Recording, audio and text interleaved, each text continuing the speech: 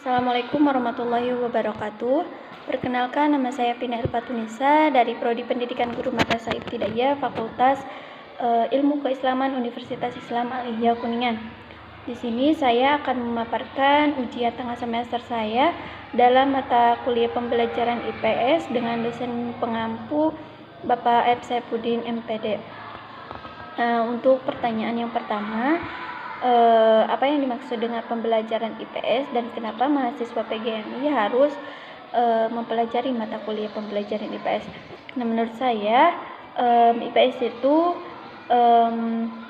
pembelajaran IPS itu interaksi dua arah dari seorang guru dengan peserta didik, di mana antara keduanya itu terjadi komunikasi atau transfer gitu ya, yang intens dan terarah menuju pada suatu tujuan pembelajaran IPS yang telah ditetapkan sebelumnya.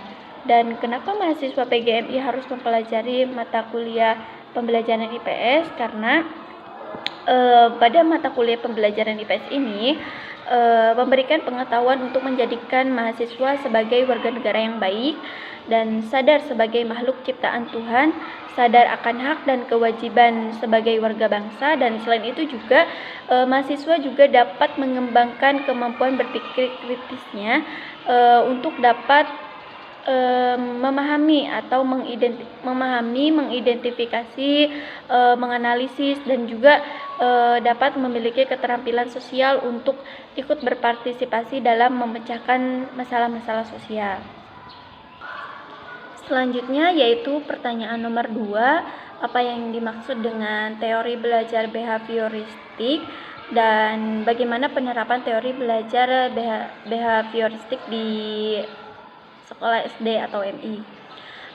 Menurut teori belajar behavioristik ini adalah teori belajar yang mengedepankan perubahan sikap perilaku siswa atau peserta didik sebagai hasil dari proses pembelajaran. Nah, terjadi perubahan tingkah laku siswa ini mengakibatkan oleh adanya interaksi antara stimulus dan juga respon. Yaitu dengan kata lain, teori behavioristik ini berorientasi pada perilaku yang lebih baik. Nah, untuk penerapan teori belajar behavioristik di kelas, yaitu yang pertama, guru harus menyusun materi atau bahan ajar yang akan diajar di kelas yaitu secara lengkap dan dimulai dari materi yang sederhana lalu ke materi yang kompleks gitu. Dan yang kedua yaitu guru harus lebih banyak memberikan contoh beberapa instruksi selama pembelajaran. Yang ketiga yaitu saat guru melihat ada kesalahan baik pada materi ataupun pada siswa itu sendiri, maka guru harus segera memperbaikinya. Dan yang keempat yaitu guru memberikan banyak drilling atau latihan agar terbentuk perilaku atau pembiasaan seperti yang guru inginkan. Dan yang kelima yaitu evaluasi berdasarkan perilaku yang dilihat.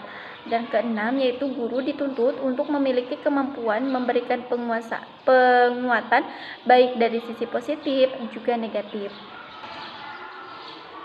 Selanjutnya yaitu pertanyaan nomor 3, apa yang dimaksud dengan teori kognitif dan bagaimana penerapan teori belajar kognitif ini dalam pembelajaran IPS. Menurut saya yaitu teori kognitif ini teori belajar yang lebih mementingkan kepada proses pembelajaran daripada hasil belajar. Nah, untuk penerapan dalam proses pembelajaran IPS, teori belajar kognitif ini keterlibatan siswa secara aktif sangat dipentingkan. Nah, kenapa? Karena untuk menarik minat dan meningkatkan potensi belajar perlu meningkatkan potensi belajar dan perlu mengaitkan pengetahuan baru dengan menggunakan pola atau logika tertentu. Dan dari sederhana ke kompleks gitu ya.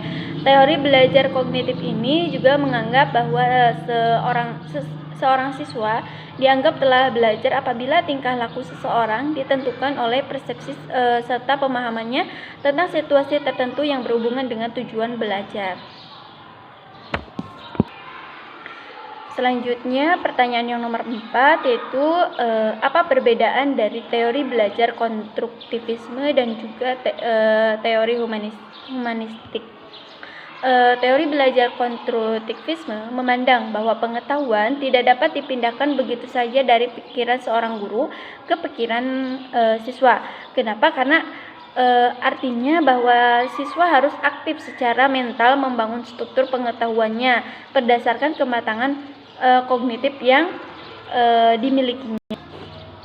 Nah, dalam teori belajar konstruktivisme ini juga bertujuan untuk memberikan motivasi untuk siswa bahwa belajar adalah tanggung jawab siswa itu sendiri, mengembangkan kemampuan siswa untuk mengajukan pertanyaan dan mencari sendiri pertanyaannya, dan mengembangkan kemampuan siswa untuk menjadi pemikir yang mandiri dan lebih mementingkan pada proses pembelajaran bagaimana belajar itu. Sedangkan untuk teori humanistik yaitu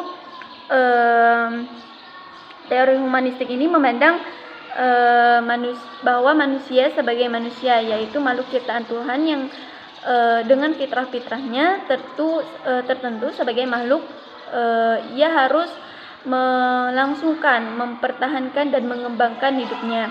Nah, aplikasi teori humanistik ini lebih menuju pada ruh atau spirit selama proses pembelajaran yang mewarnai metode-metode yang akan diterapkan.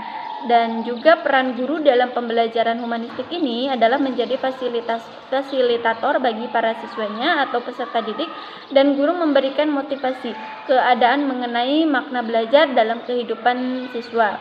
Nah, guru juga hanya salah satu sumber belajar dan sumber informasi.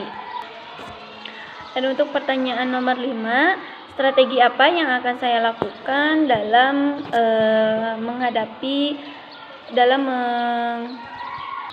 dalam meningkatkan minat anak siswa atau peserta didik dalam pembelajaran IPS. Nah, dalam aktivitas yang nyata dalam kegiatan belajar mengajar di sekolah pada umumnya itu cenderung monoton ya, dan tidak menarik, sehingga beberapa pelajaran yang ada beberapa pelajaran yang ditakuti dan selalu dianggap sulit oleh siswa atau peserta didik, termasuk pada pembelajaran IPS.